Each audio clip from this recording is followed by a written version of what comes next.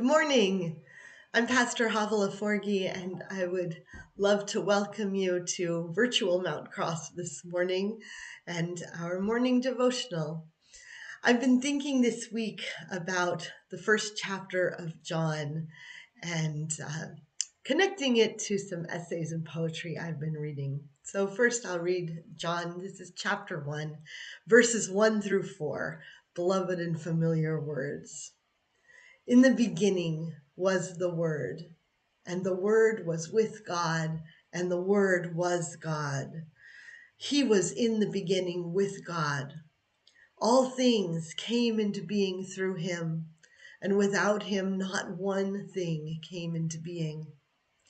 What has come into being in him was life, and the life was the light of all people. The light shines in the darkness, and the darkness did not overcome it.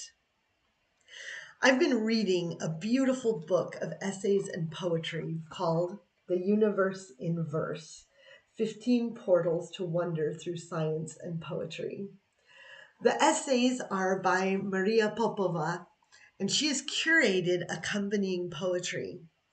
The essay Dark Matter and Our Yearning for Light, and the accompanying poem by Rebecca Elson, Let There Always Be Light, Searching for Dark Matter, have captured my imagination this week.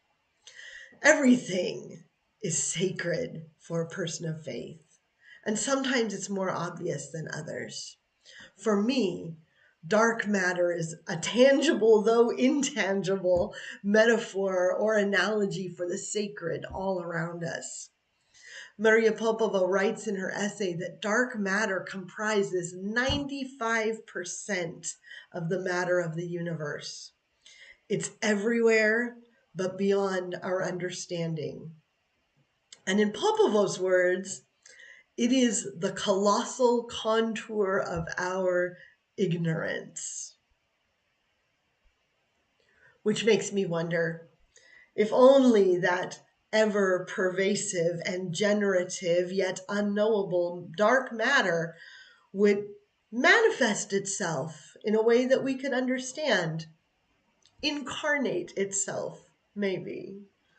Well, that might be enough insight to light up the whole world.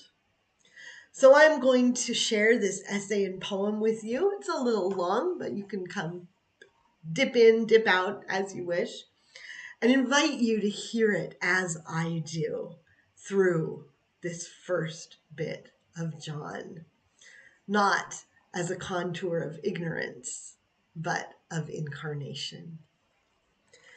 Dark matter and our yearning for light.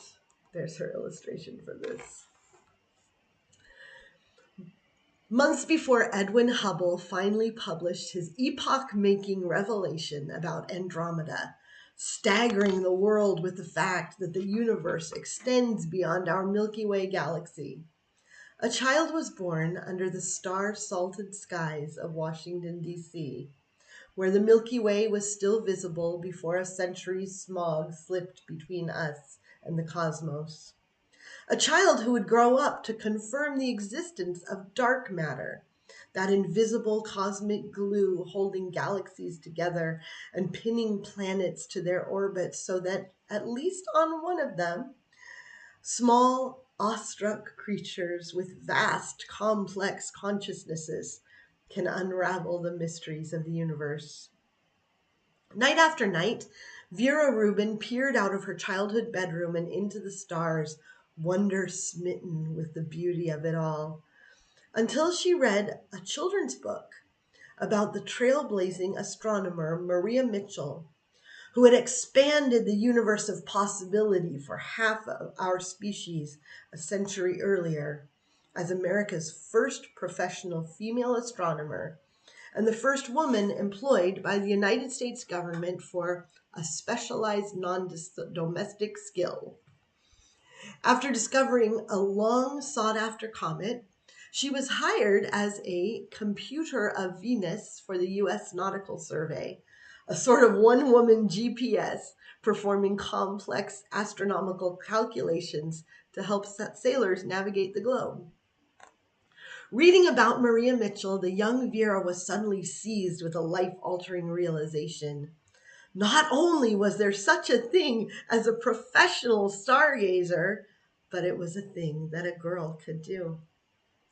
In 1965, exactly 100 years after Maria Mitchell was appointed the first professor of astronomy at Vassar, and 17 years after Vera Rubin graduated from it as an astronomer, she became the first woman permitted to use the Palomar Observatory. The telescope, devised the year Rubin was born, had replaced the one through which Hubble made his discovery as the world's most powerful astronomical instrument. Peering through its oracle eye, she was just as wonder-smitten as the little girl peering through the bedroom window, just as beguiled by the beauty of the cosmos. I sometimes ask myself whether I would be studying galaxies if they were ugly, she reflected in her most personal interview. I think it may not be irrelevant that galaxies are really very attractive. Galaxies had taken Rubin to Palomar, and galaxies, the riddle of their rotation which she had endeavored to solve, became the key to her epochal confirmation of dark matter. One of the most mesmerizing unsolved puzzles in astronomy, dark matter had remained only an enticing speculation since the Swiss astrophysicist Fritz Zwicky had first theorized it when Vera was 5. Dark matter may be the most urgent gap in our understanding of reality. It may be made of an undiscovered particle, or it may be something much more thrilling than a mere particle.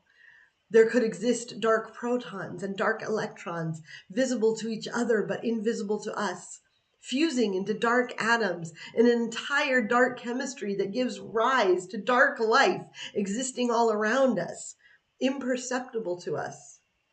And because dark matter comprises 95% of the matter in the universe, our visible life, our puny 5%, would be the oddity, the aberration, the ghostly alien on the fringe of the dark universe. Dark matter is not a mere gap in our understanding. It is the colossal contour of our ignorance. A generation after Rubin's confirmation of the contour, a small clan of astronomers at Cambridge analyzed the deepest image of space the Hubble Space Telescope had yet captured. That iconic glimpse of the unknown, revealing a universe so brutal and alive it seemed to comprehend us back, to discern the origin of the mysterious dark matter halo enveloping the Milky Way. Spearheading that endeavor was an extraordinary young astronomer who had returned to work during a remission of a rare terminal blood cancer ordinarily afflicting the elderly. Nursed on geology and paleontology on the shores of a prehistoric lake, Rebecca Elson was barely 16 and already in college when she first glimpsed Andromeda through a telescope. Instantly dazzled by its delicate wisp of milky spiral light floating in what seemed a bottomless well of empty space, she became a scientist, but never relinquished the pull of the poetic dimensions of reality. During her postdoctoral work at Princeton's Institute for Advanced Study, Elson found refuge from the narrow patriarchy of academic science in a gathering of poets every Tuesday evening. She became a fellow at a Radcliffe Harvard Institute for postgraduate researchers devoted to reversing the climate of non-expectation for women, among the alumni of which are Anne Sexton, Alice Walker, and Anne Davere Smith. There, in a weekly writing group, she met and befriended the poet Marie Howe. It was then, 29 and newly elected the youngest astronomer in history to serve on the decennial review committee steering the course of American science toward the most compelling unsolved questions, that Elson received her terminal diagnosis. Throughout the bodily brutality of her cancer treatment, she filled notebooks with poetic questions and experiments in verse, bridging with uncommon beauty the creaturely and the cosmic, those eternal mysteries of our mortal matter that make it impossible for a consciousness born of dead stars to fathom its own non-existence.